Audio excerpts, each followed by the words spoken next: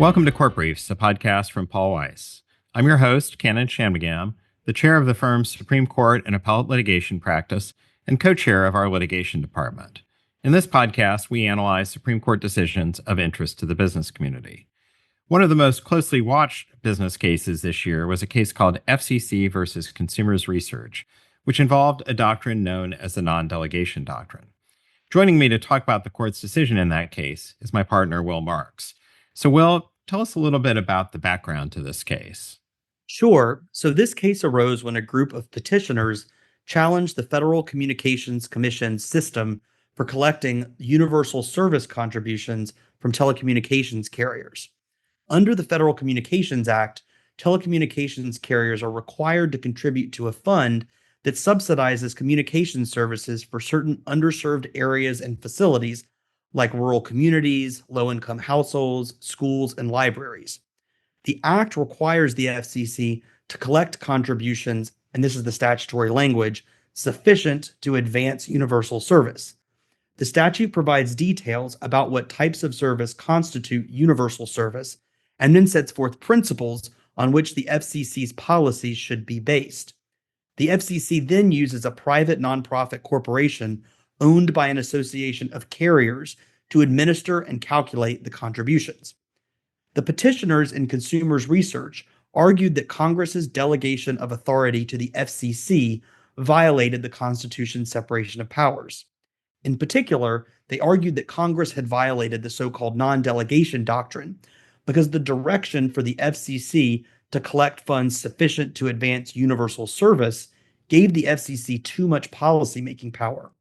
The petitioners also argued that the FCC had unconstitutionally subdelegated its authority to the private nonprofit entity on which the FCC was relying to administer the Universal Service Fund. So, the lower court in this case, the Fifth Circuit, applied the non-delegation doctrine and ruled in favor of the petitioners, but the Supreme Court reversed. That's exactly right. In a 6-3 decision, with Justice Kagan writing for the majority, the Supreme Court held that Congress and the FCC had acted within constitutional bounds. Well, what was the court's reasoning in rejecting the non-delegation doctrine here?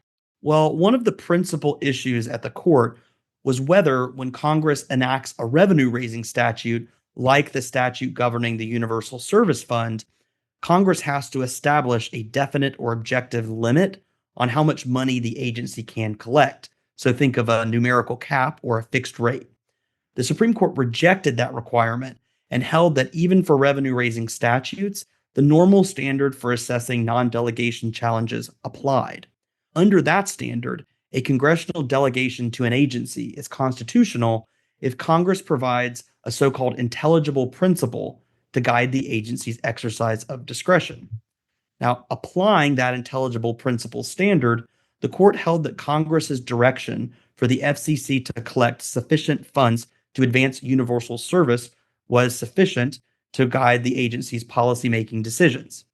As the court explained, that standard set both a floor and a ceiling. The FCC can raise no more than is adequate and also no less than is adequate to finance the Universal Service Program. Congress also provided significant guidance to the FCC about how the agency should operate the Universal Service Program. And that means that the FCC has a determinate basis for assessing whether a particular level of funding is sufficient to meet the statutory goals.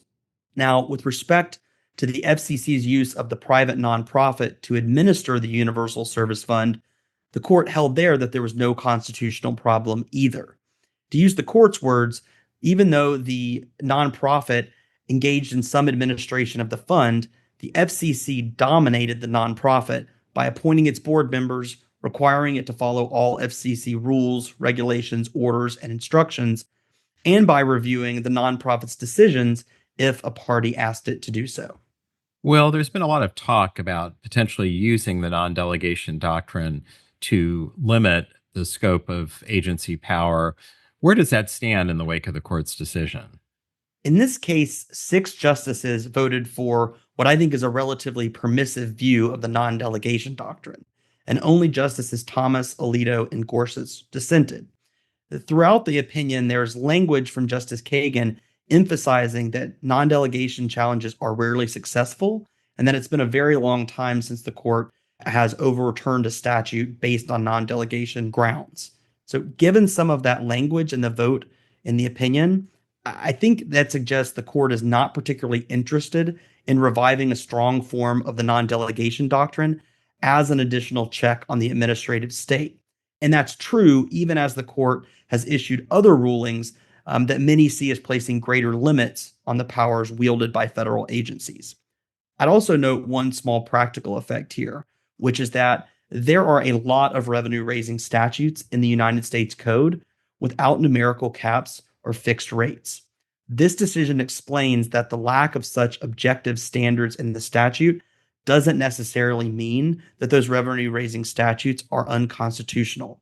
And that means that a whole slew of statutes across federal law is not subject to a new challenge that would have been available had the court ruled that the Universal Service Fund was unconstitutional because the statute did not contain a ceiling and a floor for the amount of funds the agency could collect. Great. Well, I certainly expect that the scope of agency power more generally will be a central theme in the upcoming Supreme Court term to start next fall. But thank you for now, Will, for summarizing the court's decision in Consumers Research. And if you have any questions about the decision, please feel free to reach out either to Will or to me. And that brings us to the end of our second season of Court Briefs. We hope you enjoyed the podcast. For more information about Paul Weiss's Supreme Court and appellate litigation practice, please visit us at our website, paulweiss.com. Please subscribe to Court Briefs wherever you listen to your podcasts. And if you enjoyed this season, please rate and review us on your favorite platform. We'll be back again next fall with another season of Court Briefs. But until then, thank you for joining us and enjoy the summer.